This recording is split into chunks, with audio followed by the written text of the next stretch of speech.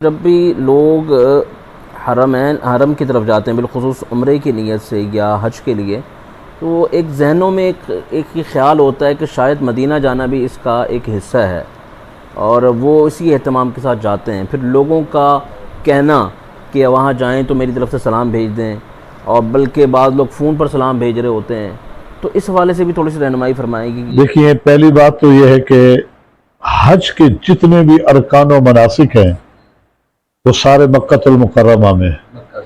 ایک مدنی شخص مدینہ والا بھی حج یا عمرہ ادا کرنا چاہے گا تو اس کو مکہ ہی جانا ہے، بلکہ مدینہ میں تو احرام ہی نہیں ہے۔ مدینہ کا جو میقات رکھا گیا ہے وہ بھی مدینہ کی حدود، جو حدود حرم ہے، حرم مدنی، اس کے ختم ہونے کے بعد ہے۔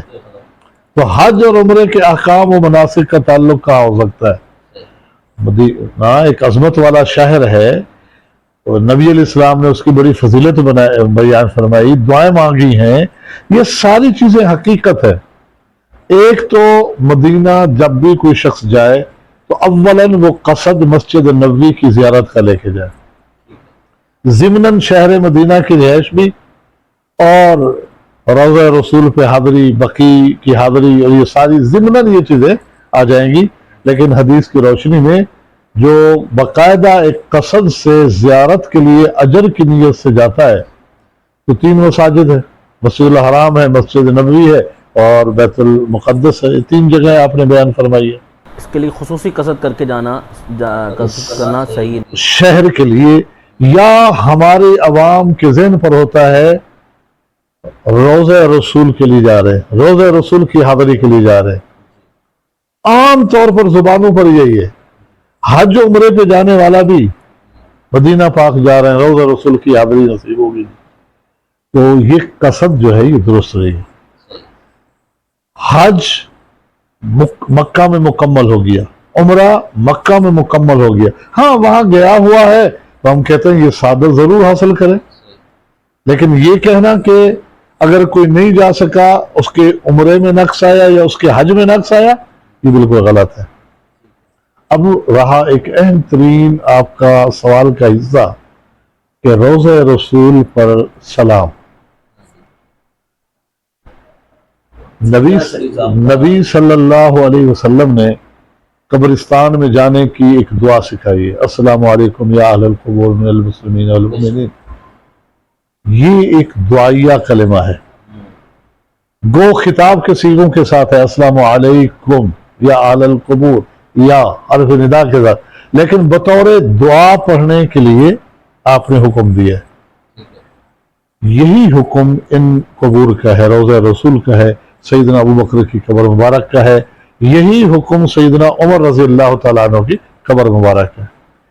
آپ جائیں السلام علیکم ایھا النبی ورحمۃ اللہ وبرکاتہ پڑھیں، عام درود پڑھیں، یہ دعا پڑھیں۔ ابن عمر کے عمل سے یہ بھی ثابت ہے کہ انفرادی سلام بھی السلام علیکم یا رسول اللہ، السلام علیکم یا ابا بکر، السلام علیکم یا عمر، ہے وہی چیز، السلام علیکم یا اہل القبور۔ اب یہ ہے کہ انفرادی مفرد کے صیغوں کے ساتھ انہوں نے کہہ دیا، یہ خود سلام کرنا ہے۔ یہاں پر آ کر ہم بڑے غلو کا شکار ہو جاتے ہیں عقیدے کے حوالے سے، جس کی وجہ سے یہ خرافات ہے۔ سلام یہاں سے بھیجا جا رہا ہے، فون پر وہاں سلام آن کر کے کہ پڑھ لو بھی سلام، بھیج لو بھی سلام، یا پاکستان میں، انڈیا میں، بنگلہ دیش میں بیٹھا ہوا سلام بھیج رہا ہے۔ یہ عقیدہ ہے اس کے سوچ کے پیچھے کہ نبی صلی اللہ علیہ وسلم قبر میں زندہ ہے، ہمارے سلام کو سنتے ہیں، ہمارے سلام کا جواب دیتے ہیں۔ یہ تینوں چیزیں شریعت سے ثابت نہیں۔ جب یہ عقیدے میں غلو آیا یہاں پر، تو پھر کہنے والا یہ کہتا ہے کہ میرا سلام کہہ دینا۔ یہ دنیا جو حیات ہے نا کہ وہاں جا رہے ہیں تو جی میرا سلام ان کو کہہ دینا، ٹھیک ہے، وہ تو زندہ حیات ہے۔ تو جب عقیدہ انہوں نے رکھا کہ اللہ کے نبی زندہ ہیں تو میرا سلام کہہ دینا، سنتے ہیں تو موبائل آن کر دیا کہ آپ خود ہی سلام کہہ دو۔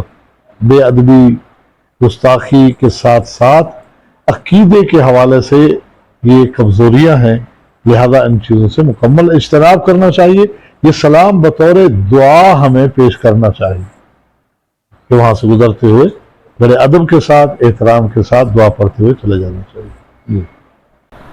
یہ ظاہر سی بات ہے فون پر سلام کرنا یا کسی کو کہنا یہ بالکل ناجائز ہے, کیونکہ میں نے بتایا ان کے پیچھے عقیدہ ہے جو عقیدہ باطل ہے. اگر وہ عقیدہ ہٹا دیا جائے تو خود بخود یہ جو رسومات ہیں یہ ختم ہو جائیں گے. وہ کیا عقیدہ؟ حیات النبی, نبی صلی اللہ علیہ وسلم حیات ہیں, آپ سنتے ہیں, آپ جواب دیتے ہیں. یہ تینوں چیزیں احادیث صحیحہ سے ثابت نہیں ہوتی.